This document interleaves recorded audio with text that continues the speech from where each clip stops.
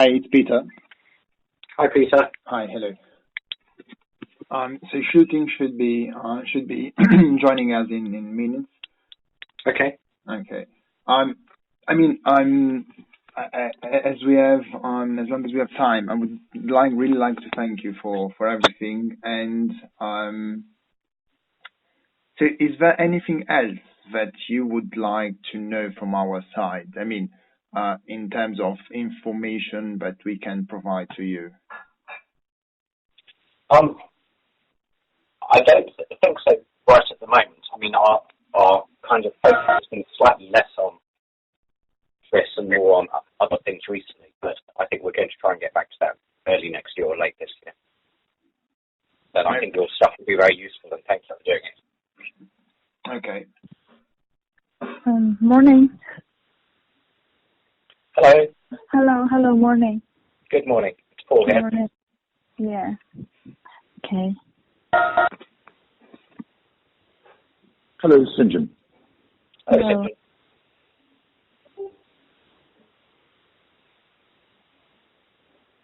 Hi. Sorry, Pietro, we've got you shooting. Are you on? Yes, I'm here. Is Paul on yet? Hello, yes. Yes. Good heavens. My word, this is military precision. We're a minute early. That's fantastic. Well done, everybody. First of all, Pietro Shooting, thank you for all your work. Very interesting, some of the stuff you come up with, so we're very grateful. So it's been a useful exercise, so thank you. The agenda is yours. I've got about 45 minutes, so just fire away the questions at Paul and me, and we will do our best to answer them. Okay. Okay, yeah. Pietro, do you want first or me?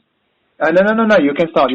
Good. Don't worry. Oh, yeah. The first question is, what do you think are the key benefits for the customer? Of what? The benefit of functions, because we already know a lot of functions that RIS should support. So what do you think are the basic one, and what do you think are the one can differentiate or make your product better than the other existing RIS products? Well, there's a whole bunch of functions which I think are without which there is no RIS. So those are the ones that you can do DICOM uploads. You have a booking system that works. You have an ability to do reports. So I think those are essential, and I think we've been through those over the course of the project. So what are the ones that I think are the differentiators? One of the things I think we have learned is the ability to create your own management reports is very important. So I think that is, the ability to do that I think is important as a differentiator, because nobody I think does it really well. Obviously, we would say this, that the idea of being able to do online bookings I think is a differentiator. And then the other two bits, which I'm not quite sure at the level of specific functionality, what I would say differentiators, are the idea of having proper, decent working clinician and patient portals. So those would be the ones off the top of my head. Paul, would you agree or disagree? What would you say? Yes, I think when we started this project, we were aiming at the bottom end of the market, i.e. the smaller units, which would probably have simpler processes. So I think those are very true. From my point of view, I think the a reasonably modern interface which is accessible everywhere was quite accessible behind. And the other side of that is security, making sure that we're secure. And I think we do both of those reasonably well. And from my point of view, in terms of development, I think flexibility is key. So that when they come back and they say, well, this is the bit we really need, then we can hopefully add that fairly quickly. Okay. Flexibility. Sorry, say again? Flexibility. Yeah, okay. So actually, shooting. What I think Paul means on that is that the architecture of the system is sufficient that if people come in and ask for changes or modifications, it's easy to do. Whereas we know from the stories we've heard But if you want to get in and change some of the older systems, it's an absolute nightmare. So there's no flexibility in the system. You have what you have, and that's it. So that, for example, if the booking one, they have some changes, so you can you can tell the patient or the referrers that the booking maybe need to be delayed, or there's some wrong name in the, like, the record maybe is a little bit wrong, and then you can change it easily. Is that what does you mean? I think so, yes. I mean, that's the idea, that for every customer, some things are more important than others. We want to make sure we can deliver their top benefits. Yeah, okay, I know.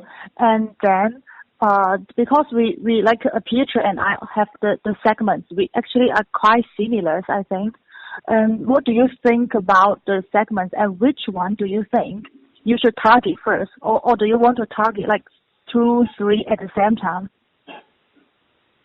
I thought I answered that in my reply, which is, hold on, let me just pull up my reply. But you mentioned like the first one, maybe like HCA defectors are not really suitable. But right. I want to know, like, the second one, the third one, the fourth one. Do you have the preference which one is easier to target, or you may think about other factors that, like, for example, maybe like cost of sales or other things? The one that I think is the obvious one to target is the standalone imaging center. And I can't remember what you described that as, but hold on, let me pull that up. But that is the one that obviously that I think is closest, because it's the one you call I think it's called the information service provider. So that would be someone like Medical Imaging Partnership, and because what the risk in such a business, the only systems it really needs to interact with are the PACS system, obviously, and then some sort of accounting system. Whereas the moment you start putting it into a hospital or you're putting it into a clinic where they have outpatient stuff, you've then got issues of, do they want to integrate it with the patient data in the hospital information system or the patient administration system, whatever they call it, or whether they need to try and tie it up with the outpatient, the DGL type, the practice management system. So I am quite clear in my mind that the major one is the one that is the most attractive to us is what I think you call the information service provider. Yes, so that one is like MIP. So we actually interview them. Is they have the scanning modalities, but they don't have much requirement about like integrating with they didn't have a lot of systems like practice management system. So they only focus on the PACS and the RIS. Is that the group you mentioned? Okay. That's right, and that's why we like them, because from an IT perspective, their own IT perspective, they're quite simple. Okay. They're not complex. Okay. May I ask you? I'm going to ask 2 questions. So, the first one is quite simple. Are you planning? I mean, if you can disclose with us, to go on the market with something like a minimum available product, or do you think that might be useful to go on the market with a more structured product? I mean, which one do you prefer, or do you have in mind, or you're thinking on? Let me take a shot at that, and then I'll ask Paul. I think we have to do it with the minimum product to start with. We had a meeting earlier this week with King Edward VII, and they were talking in a very interested way as to whether we would be interested in working with them to replace Soliton in about a year's time. And on the one hand, you go, gosh, wouldn't that be wonderful, fantastic? And then, Paul and I thought about it a bit and go, crikey, that's a really, really, really big project because of all of the other things they do. So on the one hand, it will be lovely to develop a fully featured product, but it will take time and it'll be expensive, and you've got to be sure that when you launch it, that someone's going to buy it. Paul, do you want to supplement that? Yeah, I mean, I agree with that, but I would. We're moving into kind of startup strategy territory here. My view from startups is that you have to go into the market with an MVP, and you have to see, because you don't know where you're going to get the opportunity. And talked about King Edward, the conversation is exactly as St. John described it. We were very excited, and then we stepped back and thought, this is big. The only way I think we could do that with a relative degree of confidence delivery is to have one or two small risks go in earlier in the year, so that we're gradually building up in size and complexity. Because I think if we had a couple of risks installed in small standalone imaging centres by Q1 next year, then we'd be in a much better position to say, okay, yes, we're confident that we can take this on, or no, we can't. And as I said at the beginning, I think originally we were aiming at the smaller risks where there really isn't much in the market. And King Edward is definitely more complex, which is why I think on your questionnaire shooting, there was a lot of things about data connectivity. We do a bit of that, but we don't do a lot of that because we were essentially hoping that the only thing we were going to have to connect with really was a PACS. I think you mentioned that as well. Yeah, yes, that's true. You mentioned the overlap with like the PACS or the integration. Yes, so there's two things there. The overlap is in the reporting. So some PACS is off reporting, some don't, and some centres use PACS-based reporting, and some use risk-based reporting. That may be dependent on what's available to them in the risk and the PACS, or it may be they have a choice of doing it in either and they choose to do it in one or the other. Yes. So up until now, we've hoped to be using PACS-based reporting, but it's clear that for at least some of the opportunities, risk-based reporting is required, and that's slightly problematic because you have to use a third-party vendor for voice dictation, and that market is slightly monopolistic. So there's a lot of expense there, and not a lot of flexibility in terms of price. Yeah, because like you mentioned that, like for example, minimum products, but the minimum maybe it depends on what customers you are like having the business with. For example, the custom. Yeah. Yes. Absolutely agreed. So essentially, you build something which is minimal, and then you go to the customer, and they say, we need this, this, and this, and that goes back to the flexibility. You go, okay, we can do this, this, and this, and if we do this, this, and this, then we'll have a commercial arrangement, and so forth. So the aim is to build the minimal at the start, and then to be able to build on more as needed by the customers, depending on who the customer actually is. Okay. May I ask you a question? So, I mean, during this project has emerged as the UK market is considered quite a mature market compared to the rest of Europe. So my question is, have you ever considered to go in other markets in Europe that are not so mature to propose your product at the beginning? I mean, no. Okay.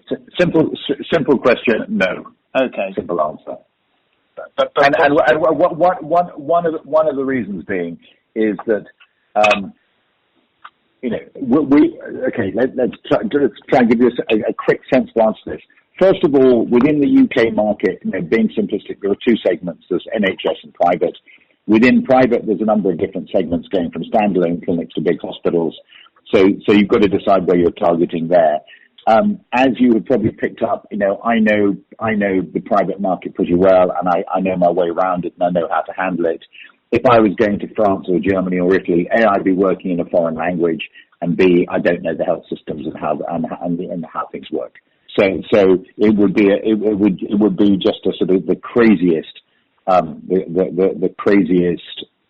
arrogant uphill struggle to try and sell something into the European market when we don't speak the language, we're not based in the country, and we don't really know what we're doing. Okay. Yeah. But when you say UK, will you think about like London first, or you just like the all UK? Just think what I said. I said NHS versus private, and then private is versus clinics and versus big hospital chains. Yeah. There is more private healthcare in London probably than the rest of the UK put together. So therefore, that is why London is the natural focus. Yeah. Okay. I see. And that is part of the problem that many of the new private healthcare groups have, which is they see something in London and then they say, oh, we're going to do it in Birmingham and Manchester. And Birmingham and Manchester, even though they're the next biggest cities, do not have the scale that London does for a private offering. And so therefore you immediately find you've got to work with the NHS. So then that adds a lot more complexity. Okay. Yeah, I see. Okay. And there is another problem is about, because we just mentioned that there is some overlap between RIS and PACS, but they're just reporting. But when we do the interviews, sometimes the clients, like customers, may think the overlap can between RIS and practice management. Do you agree with that, or you think they're like totally different products? RIS and practice management are totally different products. Okay, but they both have... The issue shooting is as follows. One of the things that pisses off patients and customers more than anything else is if you go into anywhere and you have to register. So you've got to give your name, address, your date of birth, your medical insurance, all that sort of stuff. And you do that and you think, right, I'm in this, I've now registered. And then they send you to another department and say, oh, you've got to fill out this registration form. You go, hold on, I've already filled out the registration form. Oh, yes, but we're separate. We use a different system. And the major importance of the hospital information system or a practice management system is so that you do not have to enter the patient's data into yet another system. So that the critical interoperability is basically the patient demographic. So it's name, address, telephone number, insurance number, and possibly a bit about medical records. Mm. So you mean actually these are the basic things. So doesn't relate to the functions, is it? So yes, no matter risk or practice, yeah, okay. Exactly, it is. But I don't want to go into a hospital or any facility, and I go and see the consultant and I fill out 5 forms of paper. Then I go down for a scan and I fill out another 5 forms of paper, and then I go to have blood taken. I go to fill out another 5 forms. No, at that point I will say, "Are you guys serious? You've already got my information." Oh, but it's on a different system. Well, that's your problem, not my problem. Yeah, but this is going to happen when you are delivering, a full integrated software, right?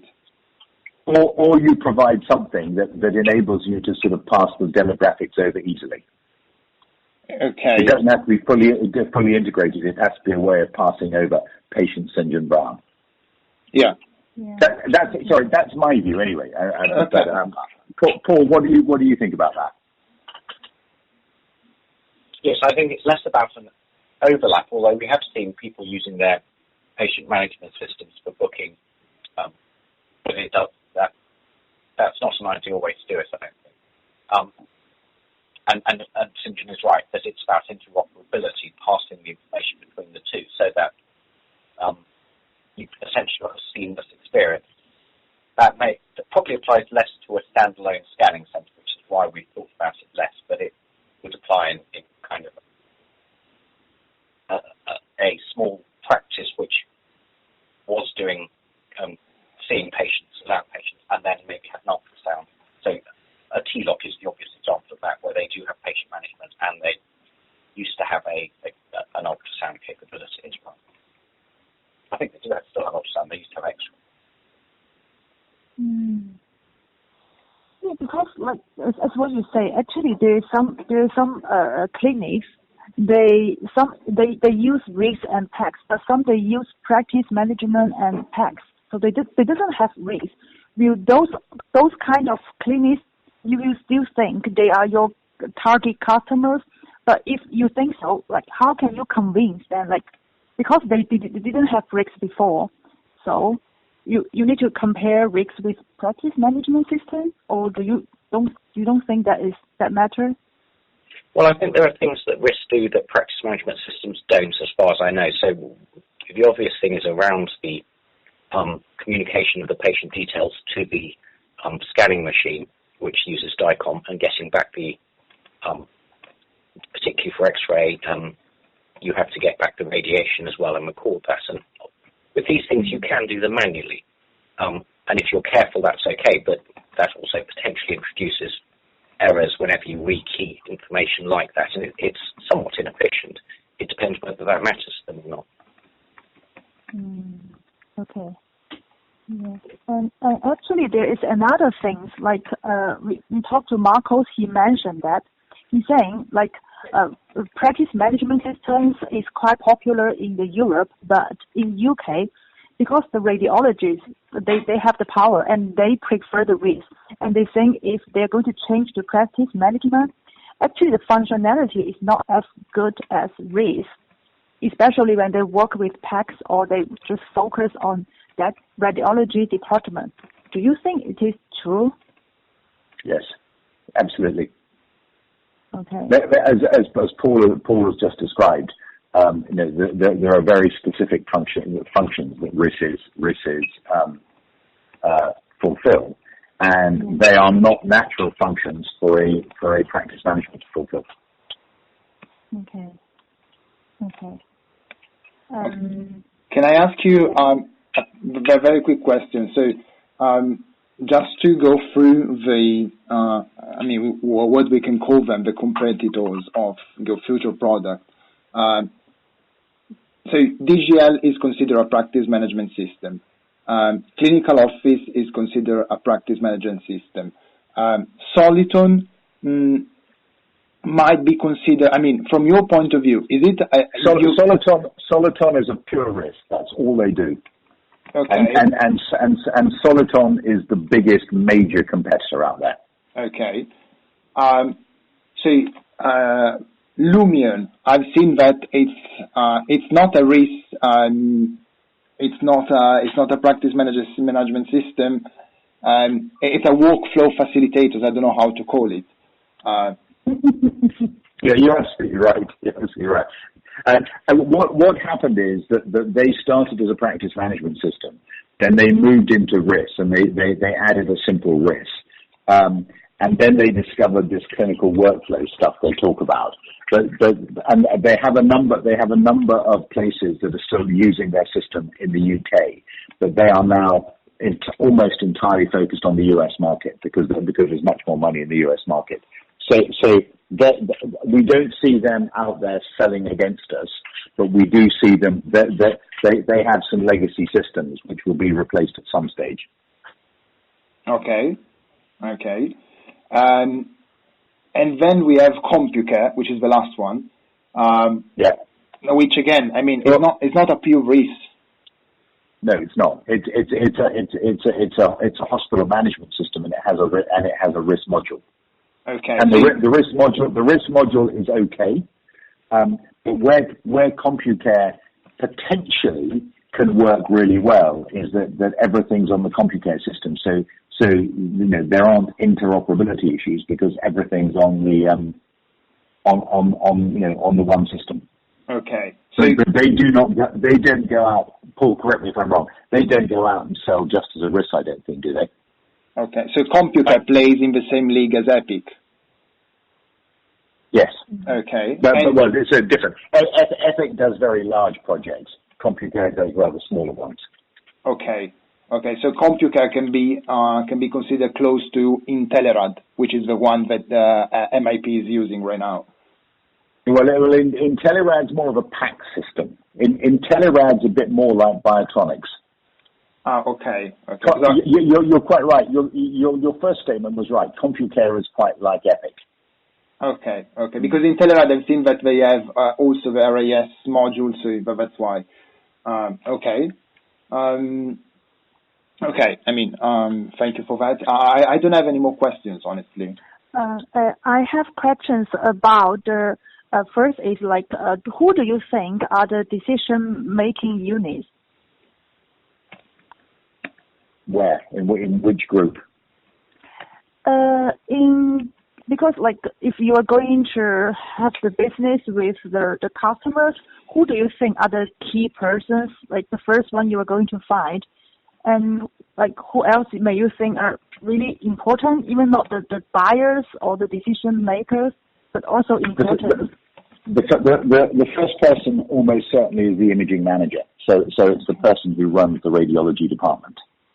That will be the person. And then within that you'll have there will almost certainly be the hospital or if they have one, the IT department, because the risk will be part of an IT structure, hopefully. And then ultimately you've got the chief financial officer, because you've got to convince them that it makes sense economically. And then the imaging manager may well use the radiologist or other people, but the critical person is the imaging manager, the manager who runs the radiology department. Okay, so actually, how do you think is the best way to, like, for example, just go to the office and then, or go to the conference, or like what's the channels do you think are the best ideal one? The best way without doubt is personal recommendation. So you get either somebody you know and they call you and say, oh look, we're thinking of doing this, or somebody says to the customer, oh, we've worked very successfully with XYZ, you should talk to them. So that's the best way of not wasting time.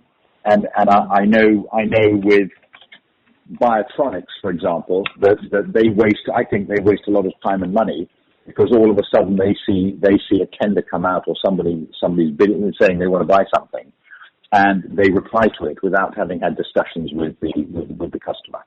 So I think personal knowledge or recommendations are the best way.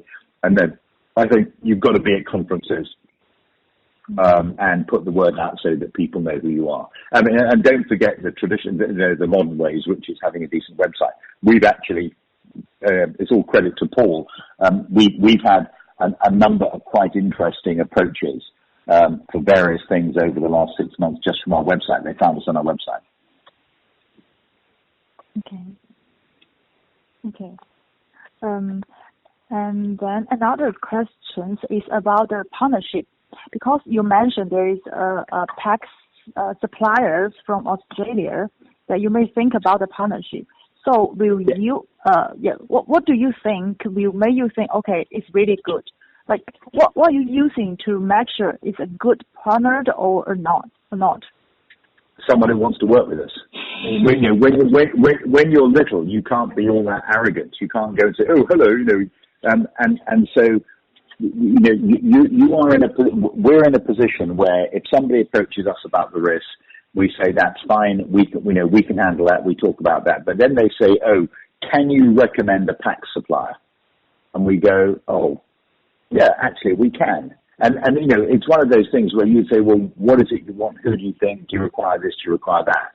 And on that basis, the two people, I think we would recommend them to our Australian friends, or possibly Biotronics. Okay, I see. And will you also consider if there is opportunities that you may partner with a practice management system, like you become a risk function, you provide or hold all the risk functions for a practice management system, and then sell it. They sell it as a whole thing. No, probably not. I don't think so. One of the reasons being is that there are too many practice management systems out there, and if you work closely with one, you wouldn't get the chance to work with the others. But I'm not sure that working with practice management systems is a key requirement or an advantage for us. Well, why do you think it's not an advantage? Because we're selling to radiology departments, we're not selling to outpatient departments. Okay, I see. Okay, I actually don't have many questions. I finished all my questions actually. Okay, I have a very important one. Are you planning to change the name of the company, considering that now you're launching a new product? That's a very good question, and Paul, do you want to have a shot at that first? What's your view? So I think the answer is yes and no. So we considered it. With all these things, changing the name of the company is effort and work, and that's where we're very limited. So I don't think the name of the company particularly captures where we are. However, I think you could move fairly easily to something like BMS, which we often refer to ourselves as rather than Book My Scan. And at that point, what BMS stands for becomes irrelevant, and we could make something up.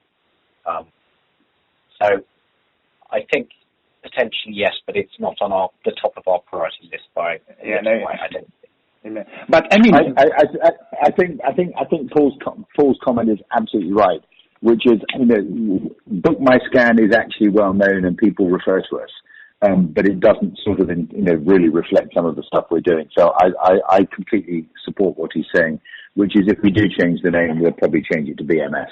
Yeah. Hey, but one thing that I was thinking is, have you ever considered that? I mean, Book My Scan is on the market.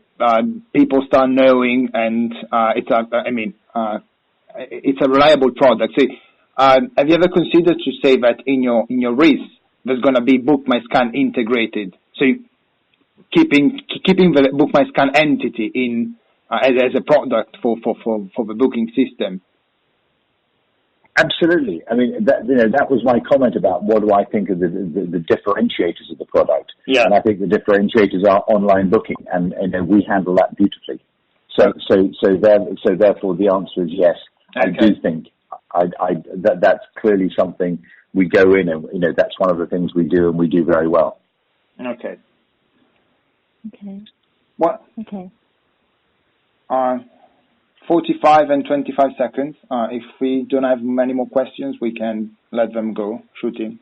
Yeah, okay. I finished my question. Thank you a lot. Yeah, thank you very much. Okay, well, thank you very much. What's the next step of the process for you guys? What now happens to you, and what do you do? Yeah, we will finish. Our deadline actually get the extension to 20 of this month.